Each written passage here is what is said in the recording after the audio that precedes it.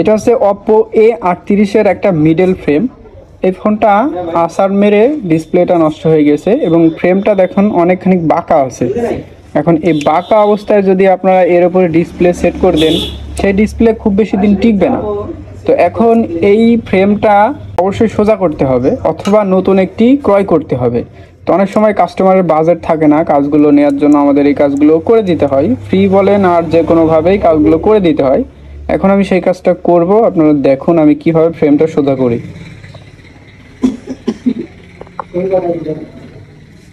তো ফ্রেমটা সোজা করার জন্য অবশ্যই একটি সমান জায়গায় রাখতে হবে। আমি এই জায়গায় রাখলাম এবং আমি যে টেকনিকটা করি, আমি এই ধরনের একটা শেপ ব্যবহার করি এবং ঠিক এই কোণা বরাবর, যেই বরাবর আপনার অপোজিটের সাপোর্ট আছে সেই বরাবর বালটা দিতে হবে। এখানে খুব বেশি জোরাজোরি করা যাবে না বা জোরে মারা যাবে না, তাহলে আবার বেশি বাঁকা হয়ে যাবে।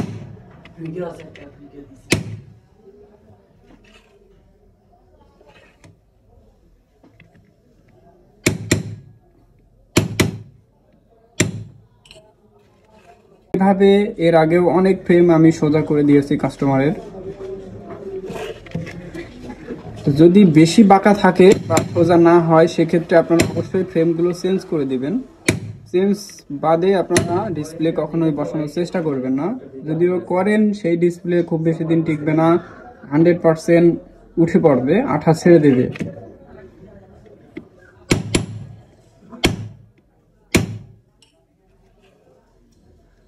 এখন প্রায় 99% সোজা হয়ে গেছে, বাঁকা নেই বললেই চলে।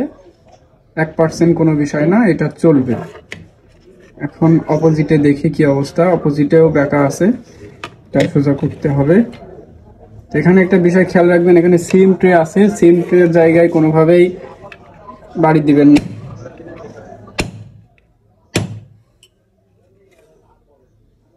অবশ্যই প্রত্যেকবার বাড়ি মারার পরে চেক করবেন, কারণ যদি অপোজিটে বেশি বাঁকা হয়ে যায় তখন কিন্তু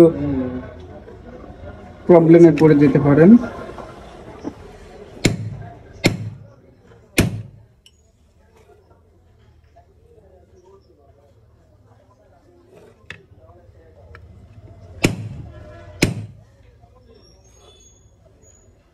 ওকে, এখন আপনাদের ফ্রেমটা একবার দেখাই।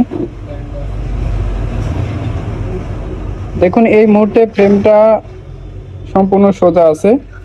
অপোজিটে যদি দেখাই, এদিকেও সোজা আছে। এখন এই অবস্থায় আপনারা ডিসপ্লেগুলো অনায়াসে সেট করতে পারেন, কোনো সমস্যা হবে না।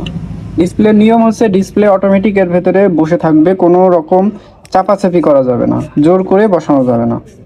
ভিডিওটি ভালো লাগলে অবশ্যই লাইক, কমেন্ট এবং শেয়ার করবেন। ধন্যবাদ সবাইকে।